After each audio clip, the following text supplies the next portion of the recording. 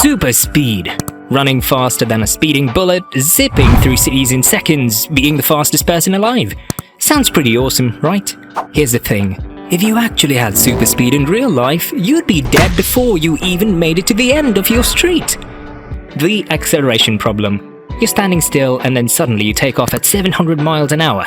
Just like that. But hold on. To go from 0 to 700 miles per hour instantly, your body would need to generate an enormous amount of force. We're talking about forces that are way beyond what the human body can handle. Normal humans can withstand about 5 Gs of force. Fighter pilots with special suits and training can handle maybe 9 Gs for a few seconds before passing out. To accelerate to super speed in just a couple seconds, you'd be experiencing hundreds or even thousands of Gs. Your internal organs would literally tear apart from each other. Your brain would slam into the front of your skull, your bones would shatter, you would be dead before you even got up to speed. And it's not just about going fast, it's about stopping too. Every time you wanted to stop running, you'd experience the same crushing deceleration. Think about it, you're running at 700 miles per hour and you need to stop to avoid hitting a wall. The G-forces from stopping that quickly would liquefy your insides. Newton's third law doesn't care if you're a superhero. And we're just getting started. Go ahead and subscribe because the next part is even more brutal. The heat problem. Let's say somehow you survived the acceleration. Congratulations, you're now running at super speed. You'll be on fire in about 3 seconds. When you move through air, you're constantly rubbing against oxygen molecules, nitrogen molecules, and tons of microscopic dust particles. This creates friction. At normal speeds, this friction is basically nothing. But at super speeds, this friction generates heat. A lot of heat. Aircraft traveling at supersonic speeds experience something called aerodynamic heating. The SR-71 Blackbird, which flew at Mach 3, had its skin reach temperatures over 600 degrees Fahrenheit. That's hot enough to boil water instantly, and you want to run even faster than that? At Mach 5, which is about 3,800 miles per hour, the nose and leading edges of hypersonic vehicles can reach temperatures of around 1,000 to 1,800 degrees Celsius. That's hotter than cremation ovens, which run at 760 to 980 degrees Celsius. Your body would literally incinerate.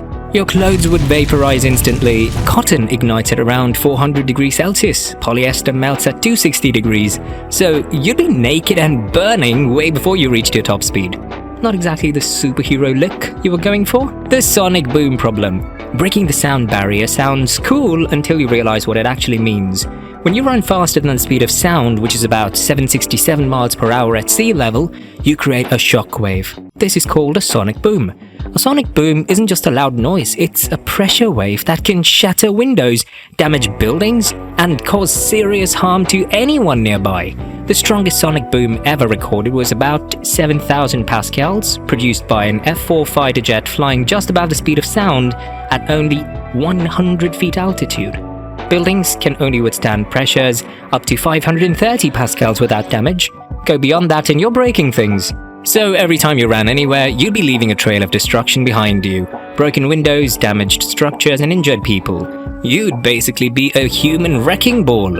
Running through a city at super speed wouldn't make you a hero, it would make you a disaster. The perception problem. Here's something people don't think about. If you can move at super speed, but your brain still processes information at normal speed, you're completely useless. Everything would be a blur, you couldn't see where you were going, you'd crash into literally everything. It's like trying to drive a car at 200 miles per hour while looking through a foggy windshield, except worse. Because you're going even faster and there's no windshield protecting you. You'd slam into buildings, trees, people, cars, you'd kill yourself and probably a bunch of other people in the process. Okay, so let's say your perception and thinking speed up to match your movement speed. Sounds like a solution, right? Wrong! Now you have the opposite problem. When you're not running, the entire world would seem impossibly slow. Like watching a video in extreme slow motion, all the time, forever. Imagine waiting in line at the grocery store, but from your perspective, it takes 6 hours instead of 6 minutes. Every conversation would be torture. Someone saying, hello, would sound like they're speaking in slow motion for what feels like an eternity. You'd go insane from boredom. The world would become a prison of slowness. The air problem. Air is an empty space. It's filled with molecules, billions and billions of them. When you're standing still, they're harmless, but when you're moving at super speed, every single one of those molecules becomes a projectile. At super speeds, even hitting a fly would be like getting shot. The fly would punch a hole straight through your body, and flies are everywhere. What about mosquitoes, dust particles, pollen, raindrops? At 3,800 miles per hour, a raindrop would hit you with the force of a bullet.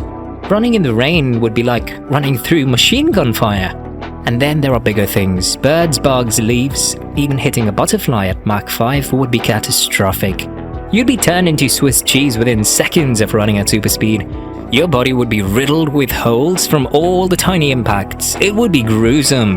The energy problem. Your body runs on calories, specifically ATP molecules that store energy in your cells. A normal human body contains only about 50 to 250 grams of ATP at any given time. That's barely anything. When you break down ATP, you get maybe 30 kilojoules of energy per mole. With only 50 grams of ATP, that's about 3 to 7 kilojoules available instantly. To accelerate a 100 kilogram human to Mach 5 requires about 147 megajoules of energy. That's over 20,000 times more energy than your body has immediately available. Even with super efficient metabolisms, there's no biological way to generate that much energy quickly. You'd burn through all your body's energy reserves before you even got up to speed, and then you'd just collapse. Dead. And if you somehow could generate that energy, you'd still have a problem. Where does all that heat go? Your body would literally cook itself from the inside, trying to generate enough energy to run at super speed. You'd die from heat stroke before you even made it 10 feet. The collision problem. So you're running at super speed, somehow surviving everything we've talked about. Then you need to save someone. You reach out and grab them and pull them out of danger. Congratulations! You just killed them. At super speed, even the gentlest touch becomes a devastating impact. Grabbing someone while moving 700 miles per hour would be like hitting them with a car.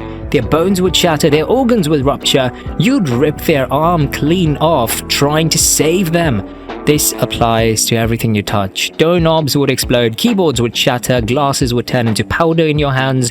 You couldn't interact with the normal world without destroying everything you touched. You'd be so fast, too powerful, too dangerous. You couldn't save anyone. You could only hurt them. The real problem. The truth is, super speed doesn't work because physics doesn't care about your superhero dreams. Every aspect of moving at super speed is designed to kill you. The acceleration would crush your organs. The heat would burn you alive. The sonic booms would destroy everything around you. The impact with air molecules would shred you to pieces. The energy requirements would leave you dead and empty. Comic books get around all of this with something called the Speed Force. It's basically magic that protects speedsters from all these problems, but in real life, there is no speed force, there's just physics, cold, uncaring physics, that'll absolutely destroy you the moment you try to run faster than a car. So, the next time you wish you had super speed, remember this. You'd be dead before you took your second step, and honestly, that's probably for the best, because if you somehow survived, you'd spend the rest of your very short life as a blind, burning, destructive force of nature, unable to touch anything or anyone without killing them. Super speed, not such a great power after all. Now, if you really enjoyed watching this video, then like it and consider subscribing to the channel as we'll soon be bringing up more exciting content on this channel. I'll see you later.